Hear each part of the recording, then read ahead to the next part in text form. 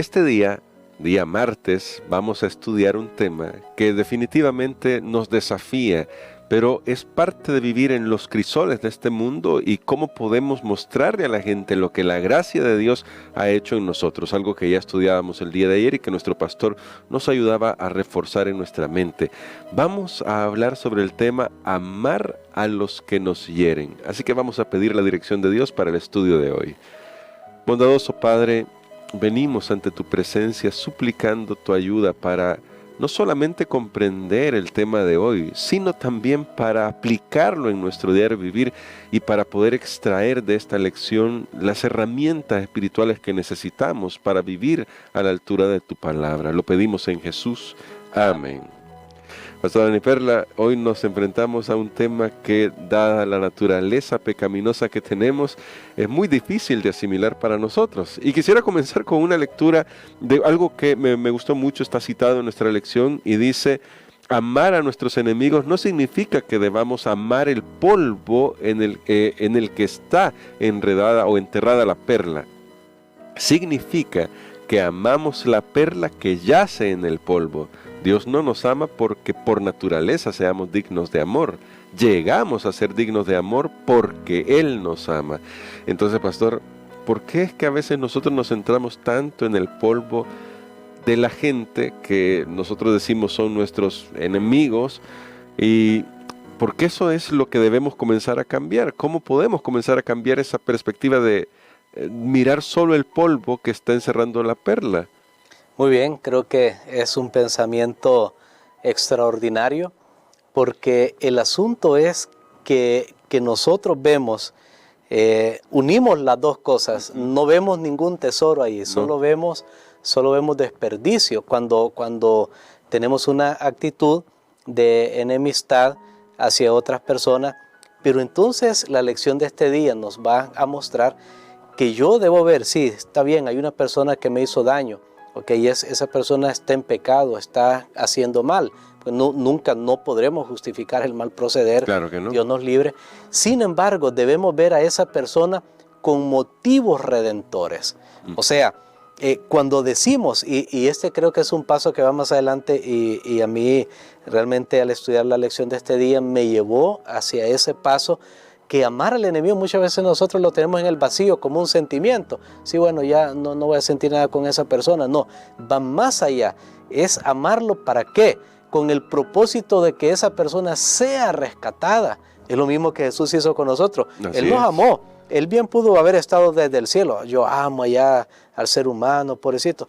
Pero Él, al amarnos, lo movió a salvarnos, a rescatarnos. Entonces creo que ese concepto es muy importante, y debemos ver en cada persona un objeto del amor de Dios y de la salvación. Amén. Y de hecho en la lección se nos presenta un pasaje que es famoso, este pasaje, y que nos muestra, creo, eso que nuestro pastor nos estaba diciendo ya, ese paso de actuar incluso para ayudar a aquellos que están en una situación de contrariedad contra nosotros, que están contra nosotros, para decirlo mejor. En Mateo capítulo 5, el Señor Jesús enseña lo siguiente, desde los versos 43 al 48, donde aparece un texto que ha hecho tropezar a algunas personas al final, pastor, y nos va a ayudar a comprenderlo mejor. Dice así la Biblia: oísteis que fue dicho, amarás a tu prójimo y odiarás a tu enemigo. Pero yo os digo, amad a vuestros enemigos, bendecid a los que os maldicen, haced bien a los que os odian, y orad por los que os ultrajan y os persiguen, para que seáis hijos de vuestro Padre que está en los cielos, que hace salir su sol sobre malos y buenos, y llover sobre justos e injustos. Si amáis a los que os aman, ¿qué recompensa tendréis? ¿No hacen también lo mismo los publicanos? Y si saludáis a vuestros hermanos solamente, ¿qué hacéis de más? ¿No hacen también así los gentiles? Sed pues vosotros perfectos, como vuestro Padre que está en los cielos es perfecto. Y a partir de esta lectura, pastor, por algo que usted dijo antes y que queremos destacar, no estamos aquí validando el abuso de ninguna forma, pero ¿cómo podemos conciliar estas ideas de nuestro Señor Jesucristo con lidiar con esos crisoles que otros nos ponen al habernos dañado? Estas palabras de Jesús realmente llevan a una reversión de lo que es nuestra naturaleza humana, y en este caso cuando Él las habló al público original que se estaba dirigiendo, de lo que habían aprendido, de lo que habían sido enseñados, incluso de lo que estaba escrito que tenían ellos. Y Jesús le dice, ustedes oyeron, y hay varias, esto es parte del sermón conocido como del monte, y hay varias reversiones que Jesús hace. Si ustedes escucharon que hay que hacer así, no, yo les digo, es así. Ustedes fueron enseñados de esta manera, no, es de esta u otra manera.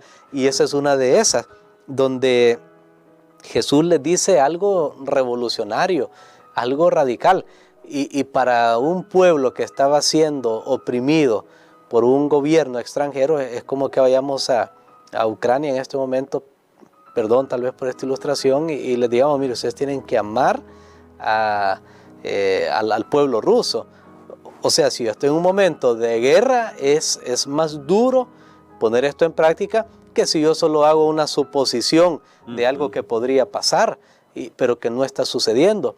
Ahora, Jesús les dice, amad a vuestros enemigos. Las palabras que él usa es amar al enemigo, bendecir al que maldice, hacer bien al que odia, orar por el que ultraja.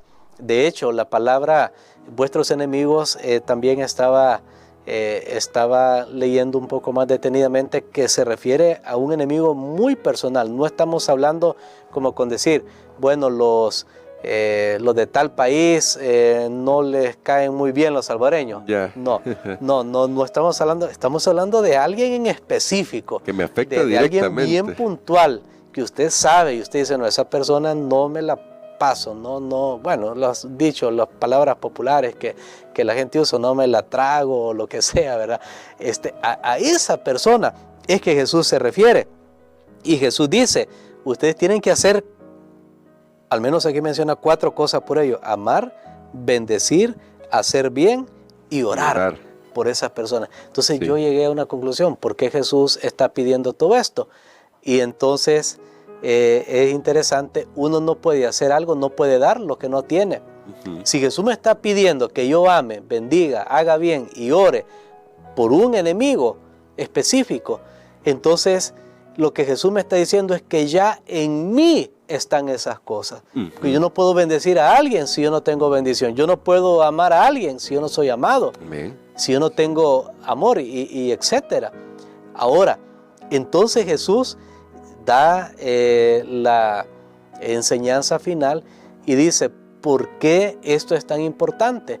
Porque esto es un reflejo de vuestro Padre Celestial. Amén. En otras palabras, todo cristiano, todo creyente que se llama hijo de Dios debe ser capaz de hacer esto por una persona a quien considere enemigo.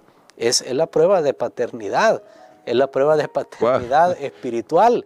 Y entonces Jesús todavía lo lleva más allá y dice que esto es la perfección en la vida cristiana, que este es el texto que usted mencionaba, Mateo 5:48, ha sido pues malinterpretado muchas veces porque muchos ven la palabra perfecto y la relacionan a pecado, pero gracias a Dios que en la Biblia, al menos yo no he encontrado que está unida la palabra perfecto con pecado, con impecabilidad, porque si no nadie podría salvarse.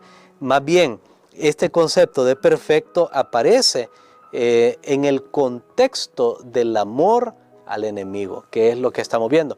De hecho, tal vez para dejar esto más aclarado, en el relato paralelo, o sea que también contiene esta misma historia, probablemente sea otra ocasión que Jesús repitió esta enseñanza, o sea la misma, en el libro de Lucas, el capítulo 6 y el versículo 36, ahí lo complementa. Entonces vamos a tener el cuadro completo solo para explicar rápidamente que no se trata de un asunto de impecabilidad.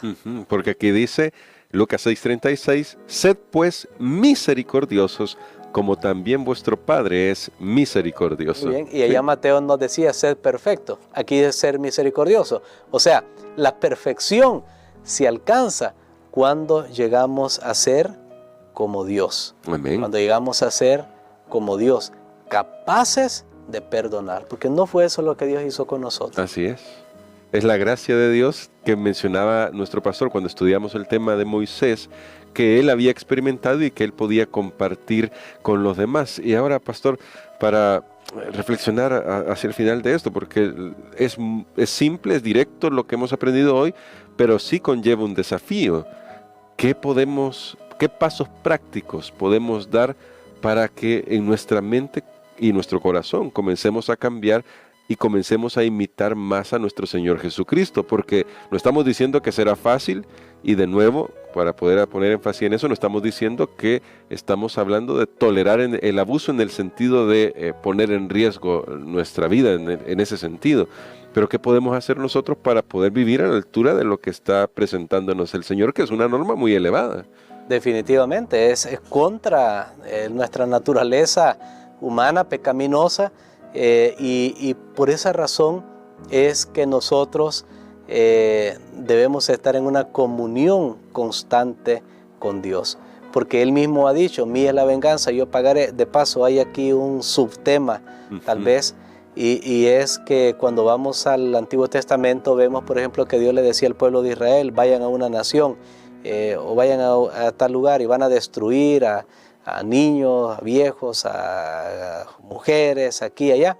Y la gente dice, ¿por qué Dios mandaba eso al pueblo de Israel? Cosa que ahora no se puede hacer. ¿Será que Dios era un Dios vengativo? No, eso eran situaciones de juicio. Y como Dios dice, mía la venganza, yo pagaré, Él le autorizaba al pueblo de Israel para que lo hiciera. Hoy ya no hay una voz de Dios que nos diga, vayan contra tal nación y la destruyan. La persona que use un argumento religioso para destruir a otro está yendo en contra de la voluntad de Dios para nosotros hoy, porque el juicio se va a realizar, y la Biblia lo hace muy claro, cuando Jesús venga por segunda vez. Entonces entendamos la diferencia entre lo que el pueblo de Israel hizo y la venganza. ¿Por qué? Porque ese es el problema, que si yo no amo a mi enemigo, si yo no lo bendigo, si no le hago bien y si no oro por él, ¿qué le voy a hacer entonces? Lo contrario. Claro. Lo contrario. Ahí viene la venganza, el resentimiento, ahí viene el odio, ahí viene la ira. Y si yo digo, no, yo tampoco voy a hacerle nada malo, pero entonces yo me quedo por dentro rumiando ese resentimiento, y eso finalmente afecta la salud. Así que la invitación es a permanecer en una constante comunión con Dios, de tal manera que esto para nosotros llegue a ser posible. De hecho, quería compartir también un último pasaje bíblico.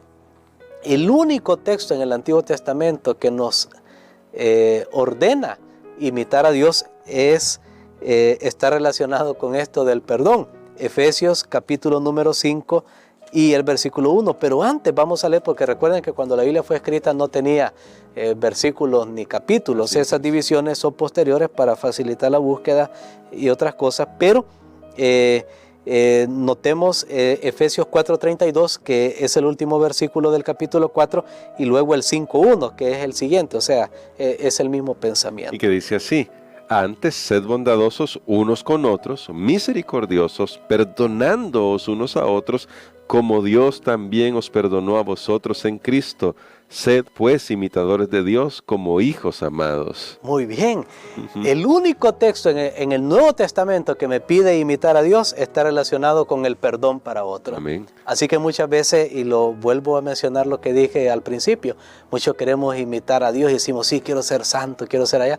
No podemos perdonar a nuestro vecino, no podemos perdonar al esposo, a la esposa, a los hijos, etc.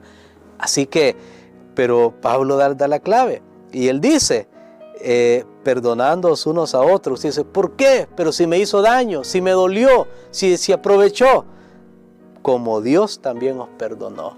O sea, solo cuando nosotros estamos en una plena comunión con Dios somos capaces de ejercer esto. de perdonar. Así que necesitamos ir a los pies de Cristo, reconocer nuestra necesidad de Él en nuestra vida y entonces vamos a poder imitarlo. Y queremos, pastor, que ore por nosotros por eso, para que podamos imitar al Señor en ese sentido, como ya aprendimos hoy.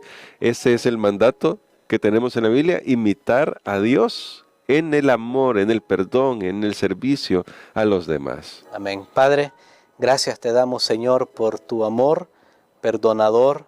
Gracias porque cuando éramos enemigos a su tiempo, el justo murió por los injustos, porque tú amaste al mundo, ese mundo pecador, miserable, y tú diste a tu Hijo único. Gracias porque tú mismo nos amas. Ayúdanos, Señor, para también beber de esa fuente del amor, tener bendición, tener bondad, tener misericordia, para que cuando nos toque el momento de otorgar a los demás, tengamos también de dónde poder otorgar estos dones. Lo pedimos en el nombre de Jesús. Amén. Amén.